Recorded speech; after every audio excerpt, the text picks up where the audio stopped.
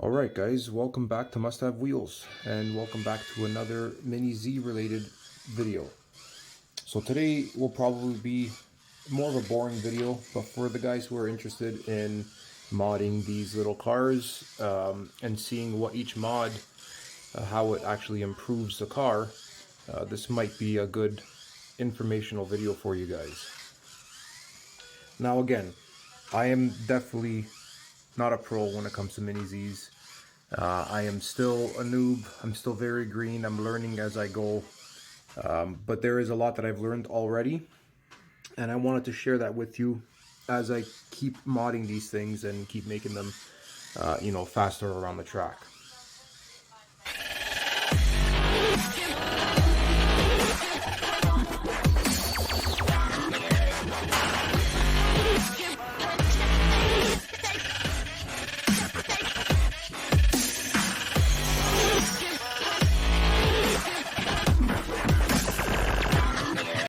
So guys, this is my two-wheel drive MR03. It obviously looks different than the last couple of videos. This used to be the Mercedes. The body's actually right here in a few pieces held together by Gorilla Tape. So I had to get a new body for this thing. This is a Banggood special, guys. I do not recommend this body from Banggood. I had to do a lot of MacGyvering to get this thing to fit the way it does, and I still am having issues with the tires touching the inside of the body. So guys, be cautious when ordering these things from Banggood. They're never 100%, so things to keep in mind. It was very frustrating getting this body to mount properly on this car. I'm not sure how long it's going to last, but we're definitely going to find out. There's a reason why there's no headlights installed in this car.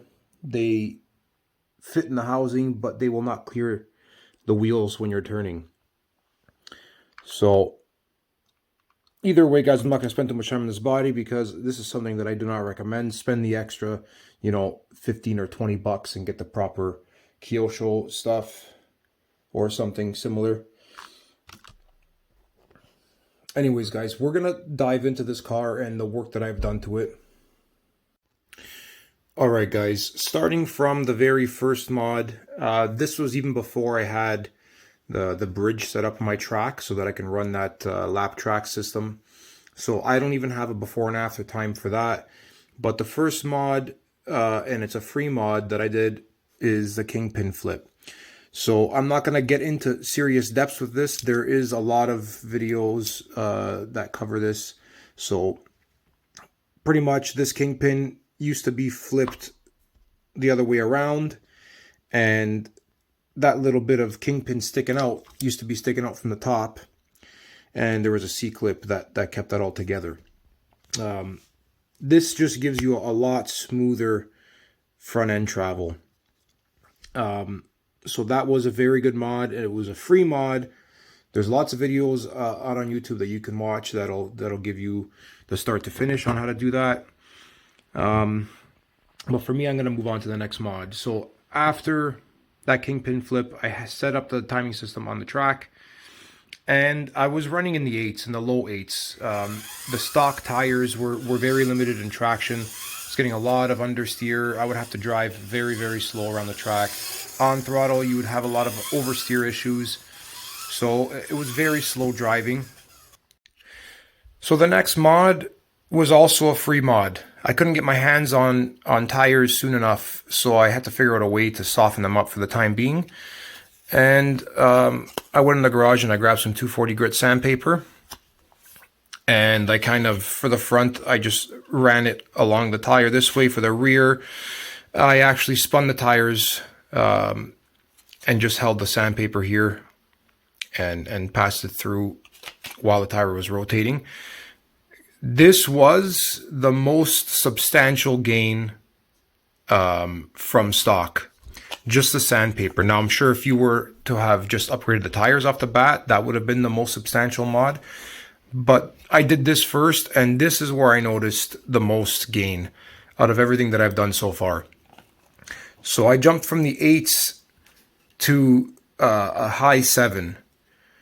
So I pretty much upped a second of time just by sanding the tires, guys.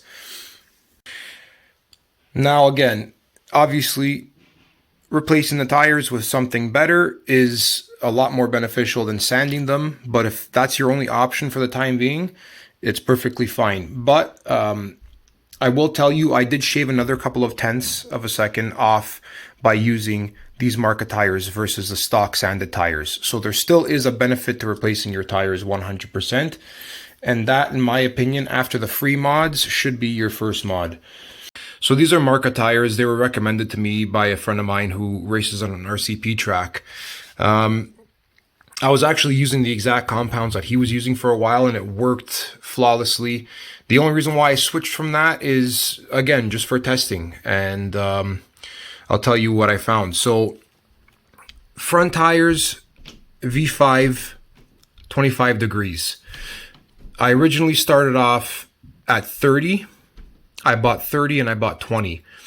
30s worked well. Still a little bit of understeer. I put the 20s on and the thing could not stay on the ground coming into any turns. So it was way too aggressive. So I found one that was in the middle, which was a 25, and these ones work perfect. For the rears, I'm running V1 and 5 degree. That's a very soft tire. I did mess around with a couple of other compounds, and so far this one still is the best for my setup. You guys should probably do some testing yourself to make sure that it's the same, that it's the right setup for your track and for your driving. But we'll move on to the next part. The next thing I did doesn't necessarily mean that it should be the next thing that you should do. But I ended up replacing the front springs. Now I had to mess around with the springs a lot to find the right ones for this particular setup. So I'll walk you through what I did there. So I bought a kyosho set of springs, and it comes with soft all the way to hard. The medium, they say, is similar to stock, so that's where I started, is with the medium. I went one down, and then I worked myself all the way up to the stiffest ones, which are these yellow ones, and this is where I was the most comfortable.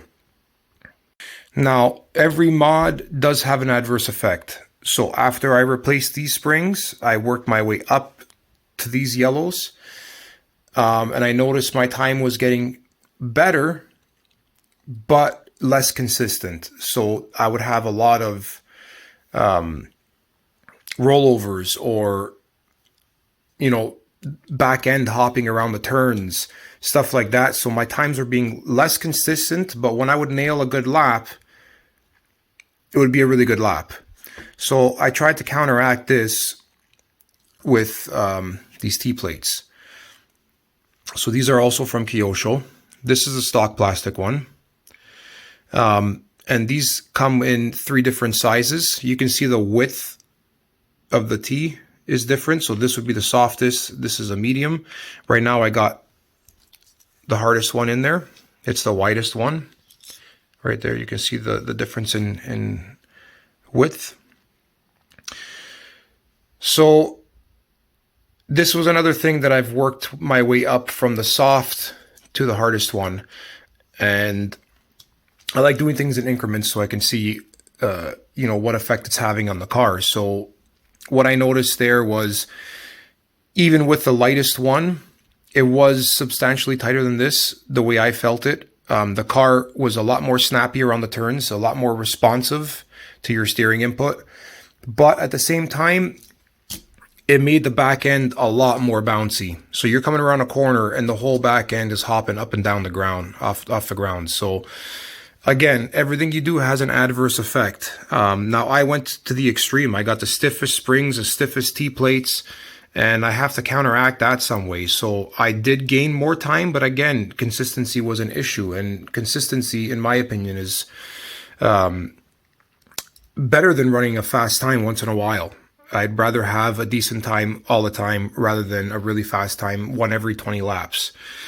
So the way I counteracted the hopping that this caused was the zip tie mod.